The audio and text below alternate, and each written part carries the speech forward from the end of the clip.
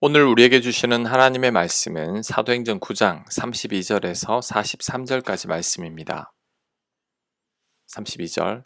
그때에 베드로가 사방으로 두루 다니다가 룻다에 사는 성도들에게 내려갔더니 거기서 애니아라 하는 사람을 만나매 그는 중풍병으로 침상 위에 누운 지 8해라. 베드로가 이르되 애니아야 예수 그리스도께서 너를 낫게 하시니 일어나 네 자리를 정돈하라 한데 곧 일어나니 룻다와 사론에 사는 사람들이 다 그를 보고 주께로 돌아오니라. 아멘. 룻다는 사마리아의 수도로 유대인들이 잘 가는 장소가 아니고 멀리 떨어진 지역입니다. 그런데 그곳으로 베드로가 내려갔습니다. 베드로가 왜 이렇게 멀리 가는 걸까요? 이곳이 바로 예수님께서 하시던 사역이기 때문이죠.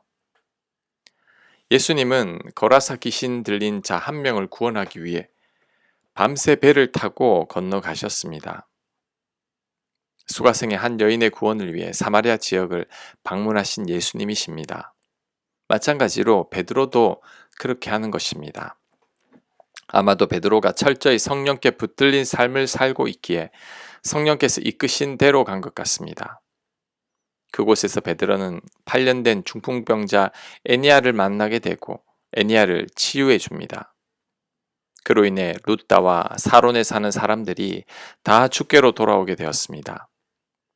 이를 볼 때 성령께서 애니아 한 사람을 통해 많은 자들을 구원하시려고 그 멀리까지 베드로를 가게 하신 것입니다.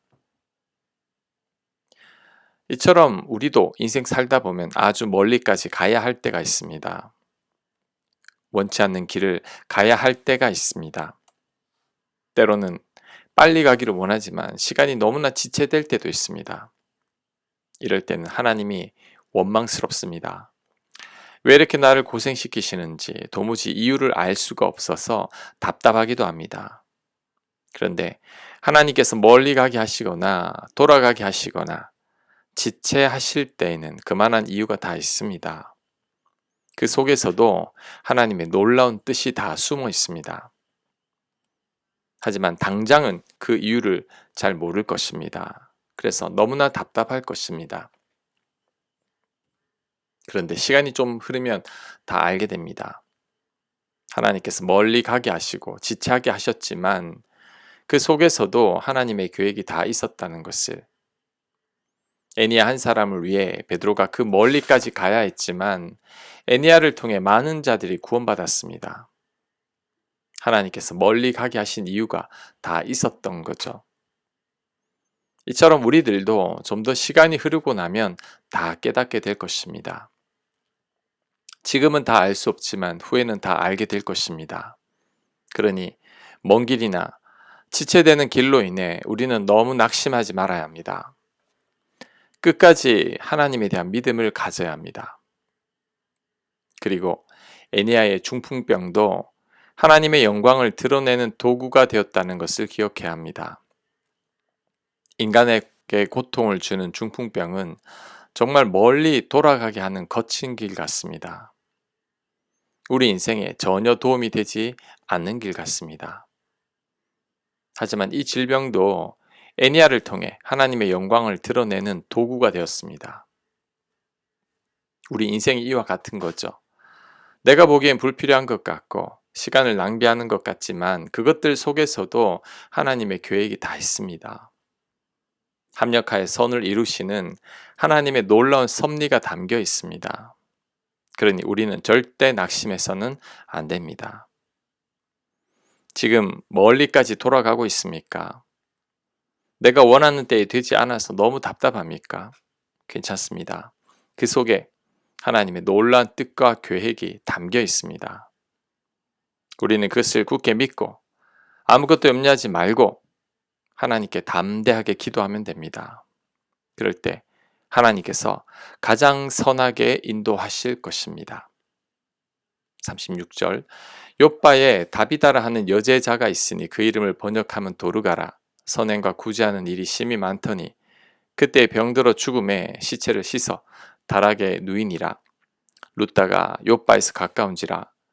제자들이 베드로가 거기 있음을 듣고 두 사람을 보내어 지체 말고 와 달라고 간청하여 베드로가 일어나 그들과 함께 가서 이름에 그들이 데리고 다락방에 올라가니 모든 과부가 베드로 곁에 서서 울며 도르가가 그들과 함께 있을 때 지은 속옷과 겉옷을 다 내보이거늘 베드로가 사람을 다 내보내고 무릎을 꿇고 기도하고 돌이켜 시체를 향하여 이르되 다비다야 일어나라 하니 그가 눈을 떠 베드로를 보고 일어나 앉는지라. 베드로가 손을 내밀어 일으키고 성도들과 과부들을 불러들여 그가 살아난 것을 보이니 온 욥바 사람이 알고 많은 사람이 주를 믿더라. 베드로가 욥바 여러 날 있어 시몬이라 하는 무두장이의 집에서 머무니라. 아멘. 욥바에 다비다라 하는 여제자가 있었는데 병들어 죽었습니다. 그런데 여기서 흥미로운 대목은 다비다가 죽었음에도 베드로를 초청했다는 것입니다. 이미 죽었는데 왜 베드로를 부르는 걸까요? 믿음 때문이죠.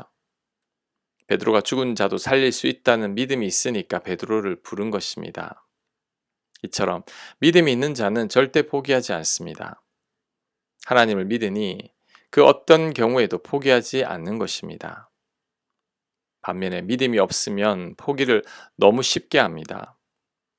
안 된다고 생각하고 그냥 단념해 버립니다. 이래서는 절대 하나님의 놀라운 역사를 경험하지 못합니다. 우리는 믿음을 가져야 합니다. 사람이 죽어도 소망을 잃지 않는 무리들이 있었습니다. 그런데 지금 우리들은 살아있는 자들이죠. 또한 우리 곁에는 살아있는 자들이 더 많습니다. 그렇다면 우리는 믿음을 가져야 합니다.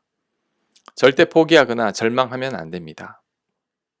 하나님을 신뢰함으로 담대함 가운데 살아야 합니다. 그리고 우리가 믿음으로 살기 위해서는 우리 곁에 믿음을 가진 자들이 많아야 합니다. 그것은 오늘 사건 속에서도 잘 나타납니다. 베드로가 사람들을 다 내보내고 무릎을 꿇고 기도했습니다. 베드로의 이런 행동은 예수님과 비슷하죠. 예수님은 죽은 나사로를 살릴 때 수제자들 외에는 다 나가라고 했습니다. 왜 그랬을까요? 그 중에는 믿음이 없는 사람들이 있기 때문이죠. 베드로도 그렇게 한 것입니다. 지금 죽은 자를 살려야 하는 순간이니 믿음이 없는 자들을 다 내보낸 후 간절히 기도하고 다비다를 일으킨 것입니다. 내 주위에 누가 있느냐가 정말 중요합니다. 믿음의 사람들이 내 주변에 가득하면 나도 믿음의 사람이 됩니다. 하지만 내 주변에 믿음의 사람이 없으면 나도 믿음이 없는 자가 되고 맙니다. 유유상종인 거죠. 복 있는 사람은 악인, 죄인, 오만한 자들과 함께하지 않는 자입니다. 복 있는 사람은 늘 믿음의 사람과 가까이 하는 사람입니다. 내가 만나는 사람들 중에서 나의 믿음을 잃게 하는 무리가 있다면 떠나야 합니다. 하나님과 자꾸 멀어지게 하는 친구를 떠나야 합니다.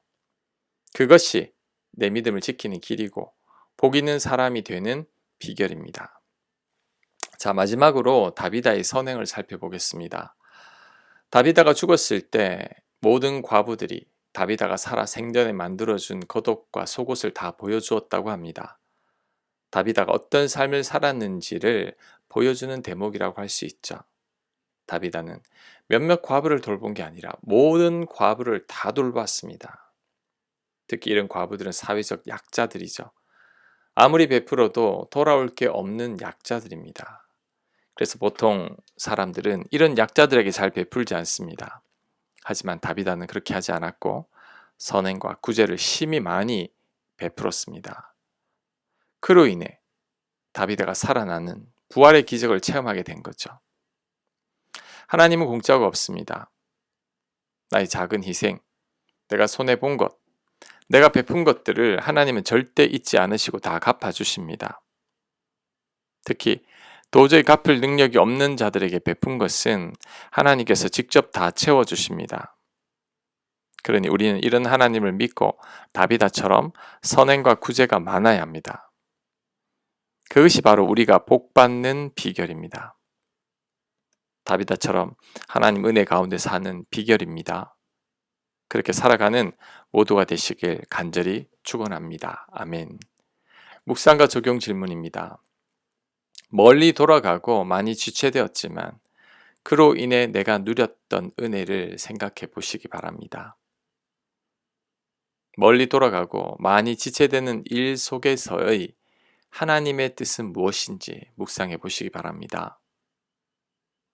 그리고 지금 내가 믿음을 가져야 할 것은 무엇인지 생각해 보시기 바랍니다. 기도합니다. 하나님, 그 어떤 경우에도 하나님만을 신뢰하게 하옵소서.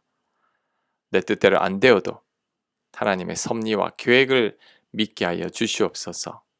예수님 이름으로 기도합니다. 아멘.